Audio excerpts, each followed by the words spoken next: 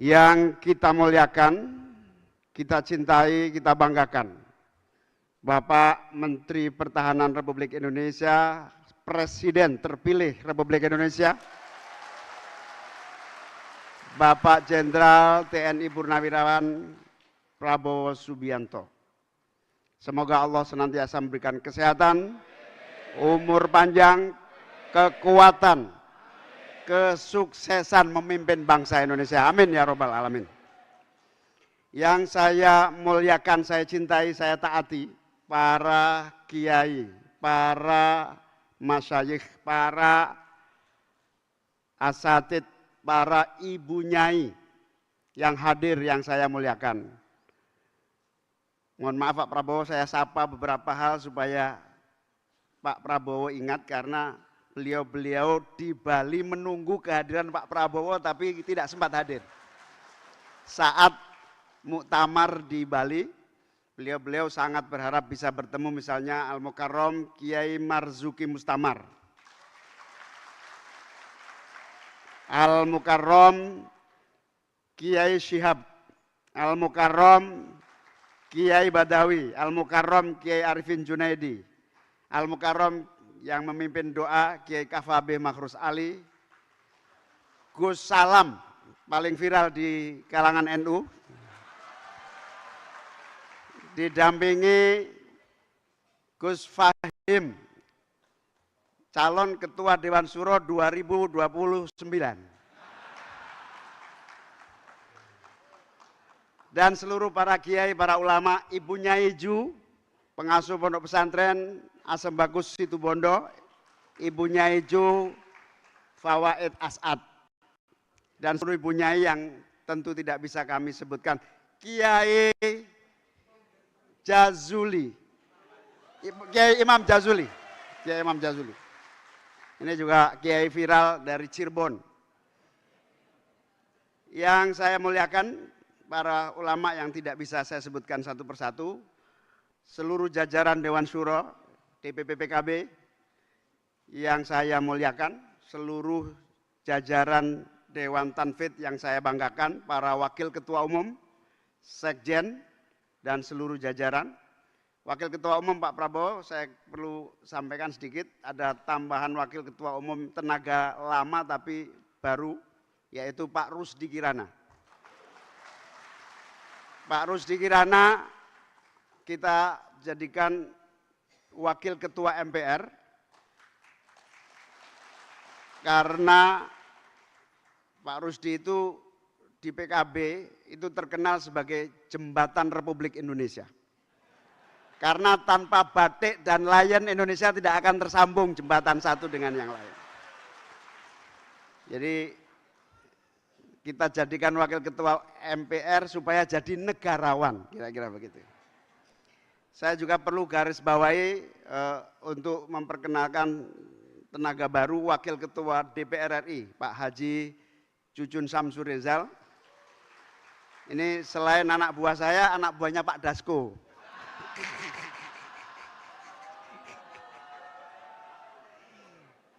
Baru tahu ya? Enggak. Yang saya banggakan para ketua DPW se-Indonesia, yang saya banggakan para ketua DPC se-Indonesia, yang saya banggakan para pimpinan DPRD Provinsi se-Indonesia, pimpinan DPRD Kabupaten Kota se-Indonesia, ketua-ketua fraksi yang saya banggakan di seluruh Indonesia.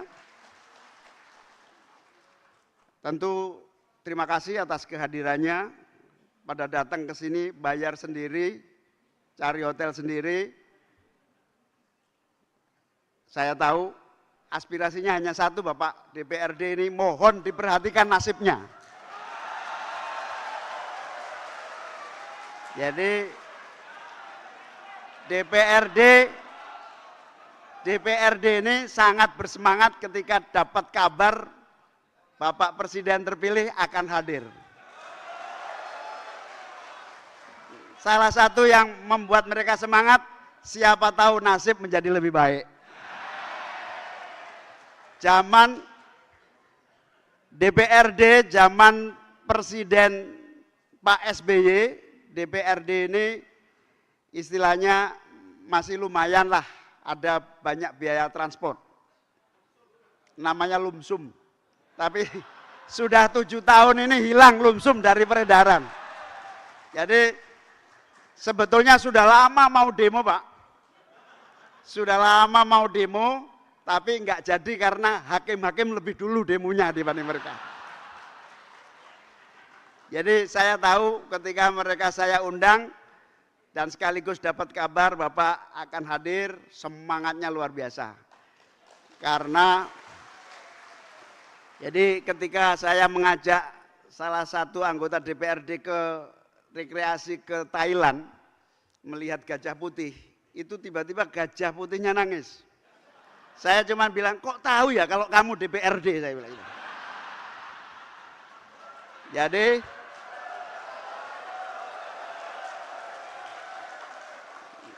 Jadi mereka-mereka ini Bapak, mereka-mereka ini mayoritas setelah dilantik langsung menggadaikan SK. SK apa namanya itu?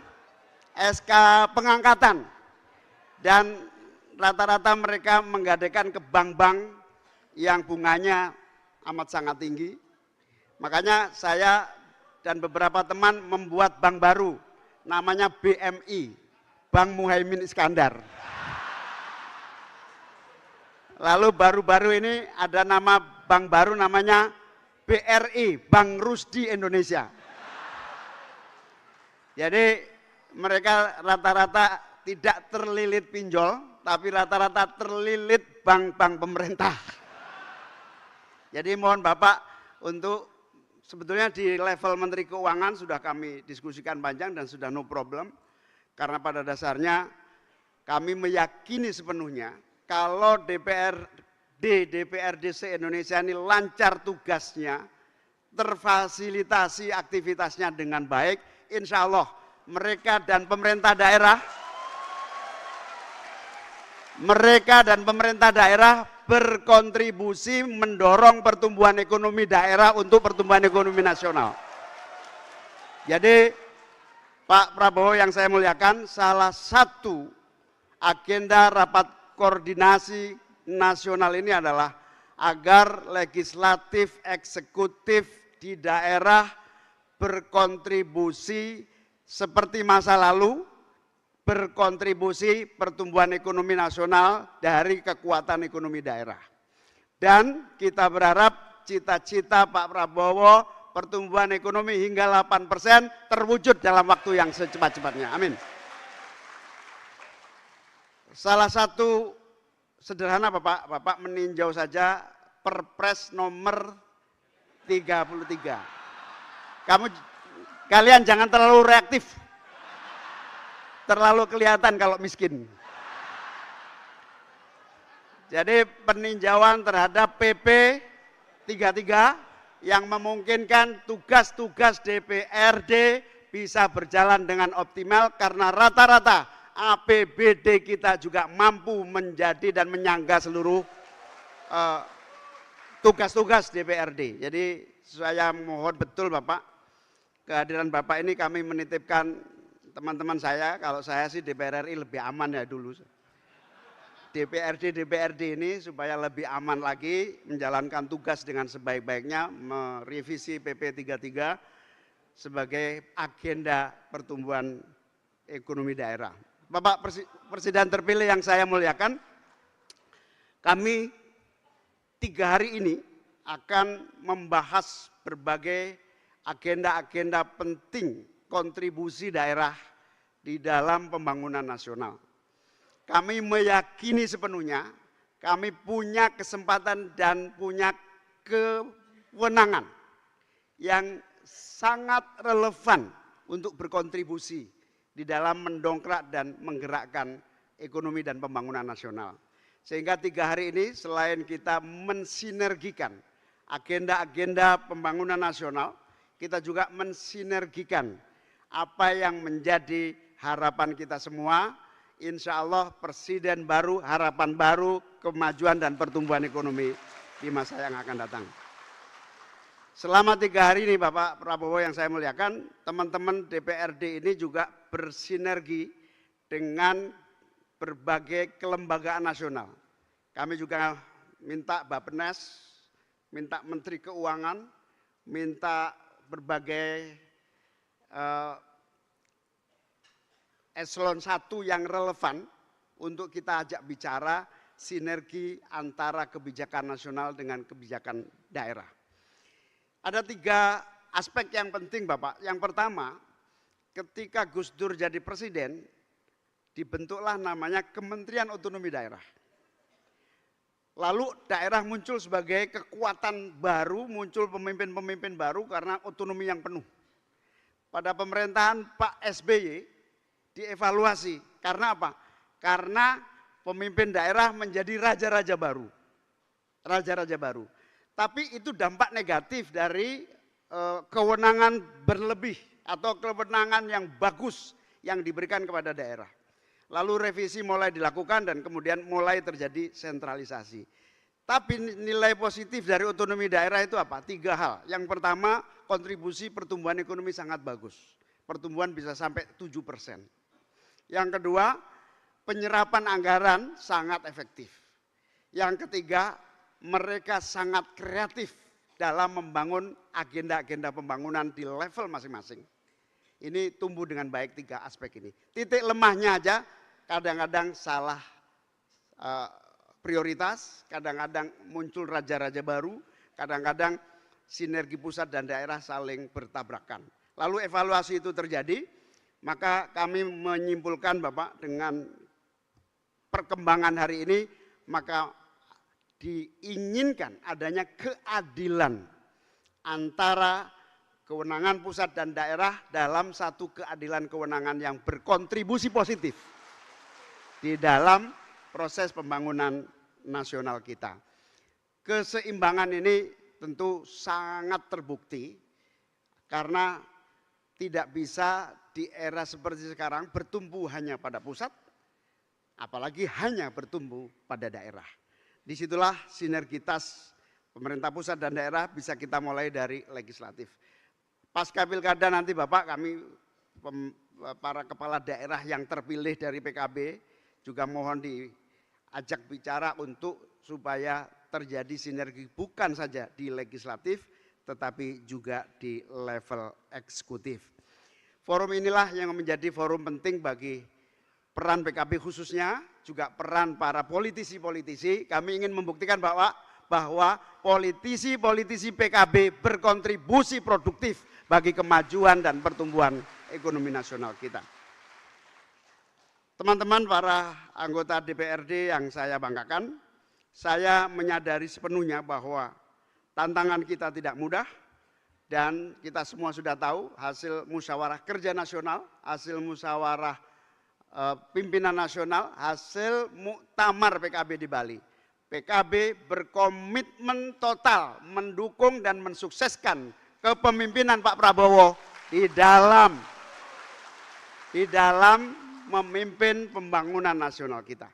Komitmen dukungan itu Bapak bukan sekedar verbal, tetapi itu menjadi bagian dari kewajiban sekaligus tanggung jawab politisi-politisi PKB menjadi bagian dari kesuksesan pembangunan nasional. Karena itu kami menegaskan PKB tidak ingin Pak Prabowo tidak sukses, harus sukses di dalam memimpin Indonesia di masa yang akan datang.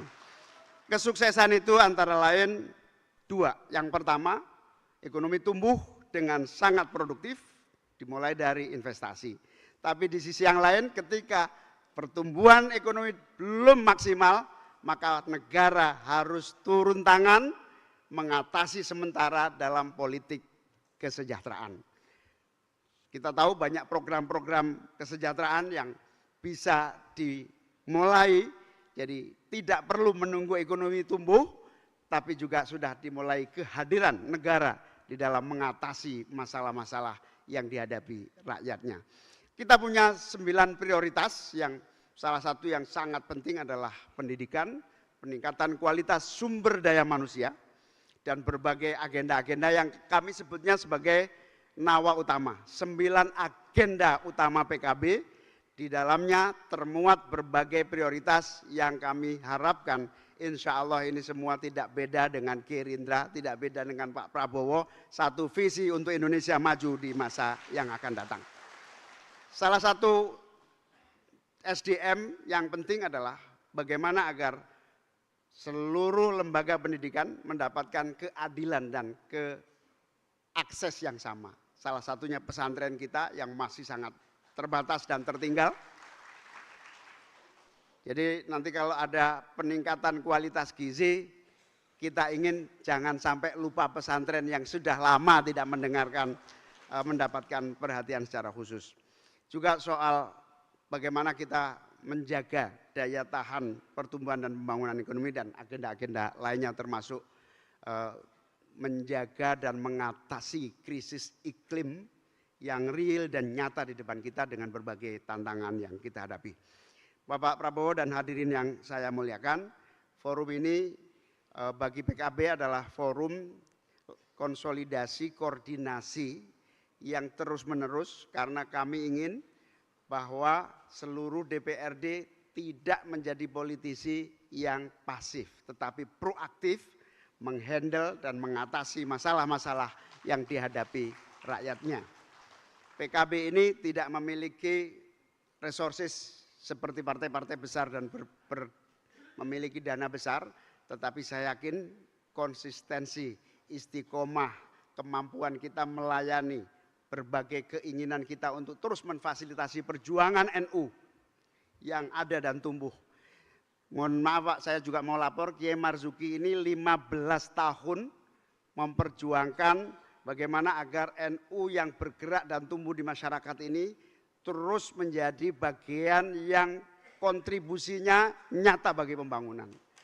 Meskipun tidak mudah, di NU itu akhir-akhir ini 20 tahun terakhir ini mendapat tantangan. Ada gerakan anti kunut, gerakan anti tahlil, gerakan anti sholawat.